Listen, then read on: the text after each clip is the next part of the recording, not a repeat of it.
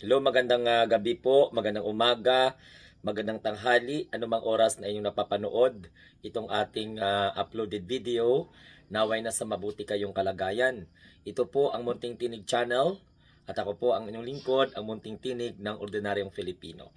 So kung kayo ay bago sa ating channel, huwag kalimutan mag-share, mag-like at saka mag-subscribe. And don't forget to click the notification bell para updated kayo at manonotify kayo kung mayroon po tayong mga update dito po sa ating channel. Ang pag-usapan natin mga kamunting tinig, once again, na-discuss ko na po ito kanina, yung tungkol po sa mga bali-balita ng pagpapalit na naman ng liderato ng Senado. Matatandaan po natin na si Chis Escudero ay napalitan po ni Senator Tito Soto. At ngayong balita na naman mga kamunting tinig, meron po namang fake news na kumakalat at tila ba nagkukondisyon o manipulate na may banta sa liderato ni Tito Soto. Pero alam nyo, kung totoo man ito hindi, isa lamang po ang masasabi natin. Bakit takot na takot itong mga senador na ito na pamunuan ni Tito Soto ang Senado? Kasi pag nagpalit ng Senate President, dala po yan lahat pati yung chairmanship. At meron pang mga pumapalag ngayon. Baka parang tila ba galit or takot ang ibang mga senador na napaka-obvious naman na magsisimula na po ang investigation ng Senado tungkol po sa maanumalyang flood control projects, particularly pamunuan ng bagong chairman ng Blue Ribbon Committee na walang iba kundi si Ping Lacson. Meron bang kinakatakutan ang mga Duterte diehard supporters na mga senador o yung mga tinatawag po natin ngayon na minority? Bakit atat na atat itong kanilang mga kaalyado o mga taga-suporta sa pagpapakalat ng kasinungalingan ng mga peking balita at pagkukondisyon na ikokodita di umano itong si Senator Tito Soto bilang Senate President na palitan di umano ni Alan Peter Cayetano na may sapat na daw po na bilang. Pero lumutang muli ang pangalan ni Chis Escudero bilang kapalit di umano sa gagawing kudita. So ano po ang kinakatakot?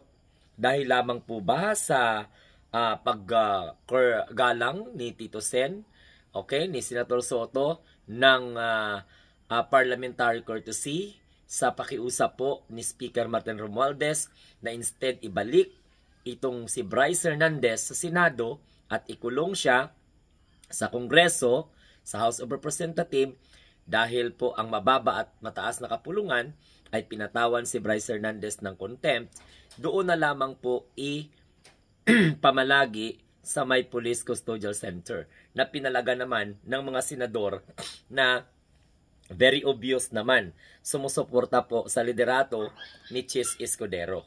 So, ang sabi nga ni Senator Tito Soto, very obvious, very dubious.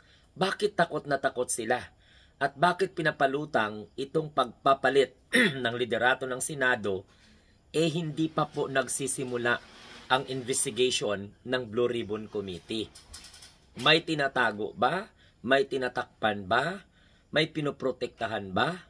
Ito tayo, nagtatanong lang naman tayo kung ano po ang kanilang kinakatakutan, sino po ang kanilang pinoprotektahan, bakit ayaw po nilang umusad ang investigation ng Blue Ribbon Committee sa bagong chairman na walang iba kundi si Ping Lacson, na kung saan siya po ang nag-expose na may dalawa pang bahagi ng mga maanumalyang flood control projects at ng mga personalidad sa tinaguriang Bulacan Group of Contractors na nagkamkam ng bilyong-bilyong halaga na ipinatalo lamang po sa kasino at gumamit pa ng mga aliases.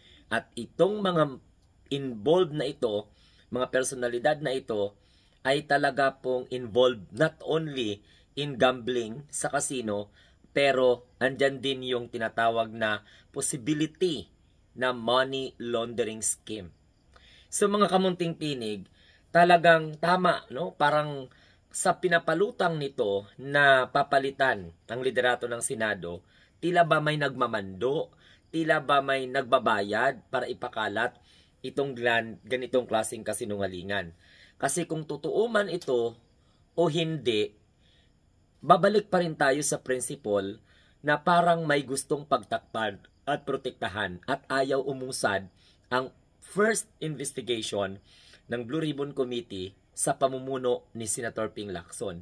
Kasi makikita naman natin as we observe what had happened during the Blue Ribbon Committee hearing sa pangunguna ni Rodante Marcoleta, nakita natin na parang tila may partiality na.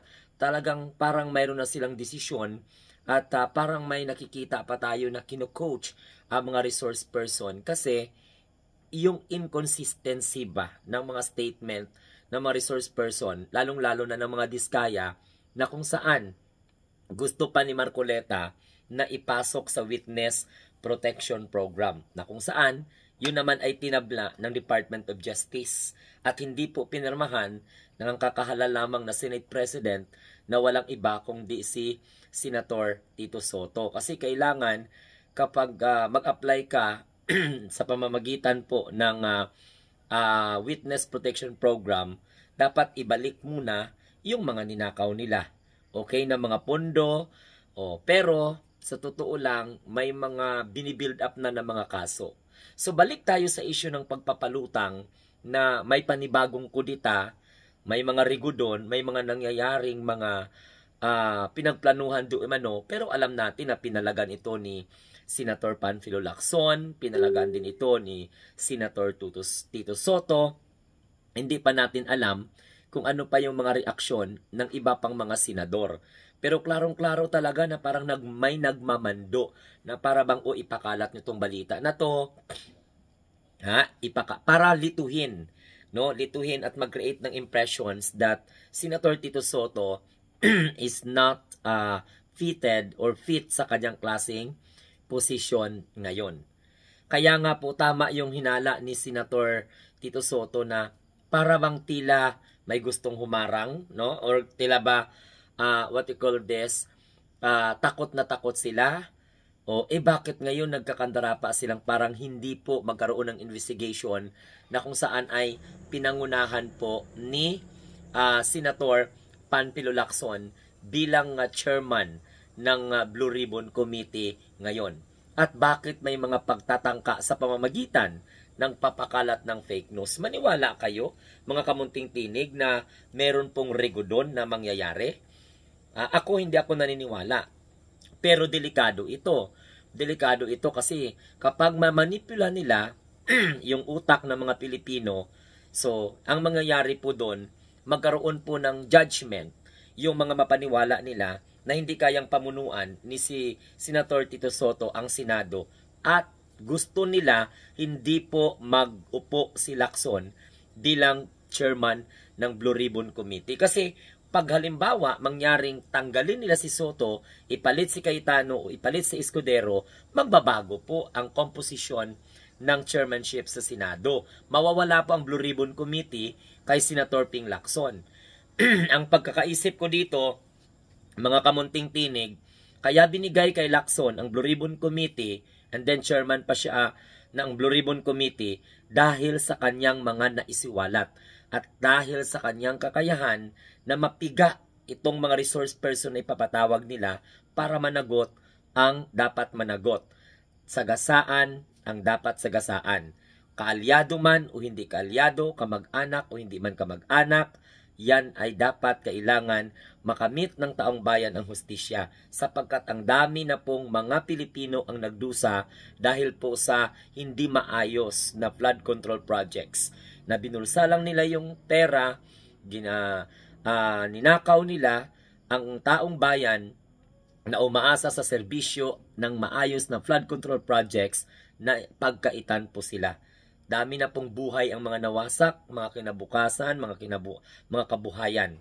So yun po, abangan natin kung ano po ang mga mangyayari. Totoo man o hindi, dapat alert tayo at kailangan ipaliwanag natin sa mga tao na bakit po mga kamunting tinig halos ayaw ipausad ng ibang mga senador ang pag-imbestiga ng Blue Ribbon Committee na kung saan si Senator Ping Lacson ang namumuno. Bakit kailangan nilang ipalutang itong kasinungalingan na to na may number na si Alan Peter Cayetano para magtagumpay ang pagpapaalis kay Senator Tito Soto bilang Senate President. At kung hindi naman si Cayetano, pinapalutang naman nila na si Chis Escudero ay po ang kanilang ibabalik.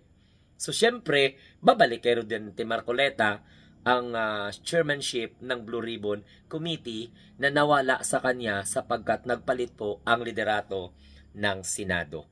So kung tayo po ay mag-a-analyze, parang may kinakatakutan kasi tandaan po ninyo, 2 senator ngayon ang involved na kung saan napabilang sa minority. Walang iba, itong si Senator Jinggoy Estrada at saka si Joey Villanueva na kung saan ay nagpalabas ng pondo para sa flood control projects at na-identify po yon sa tinatawag po na budget insertion.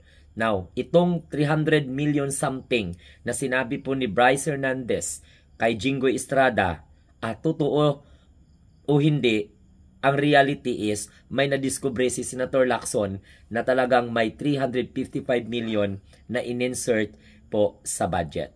Ano, again, ang kinakatakutan ng mga senador na gusto pong patalsikin si Tito Soto? Okay? Kasi pag pinatalsik nila si Soto, ang Blue Ribbon Committee, ibabalik nila kay Marcoleta. So alam naman natin na bias at hindi makatarungan ang kanyang pag-handle ng kanyang committee hearing. Nakikita naman po natin yan.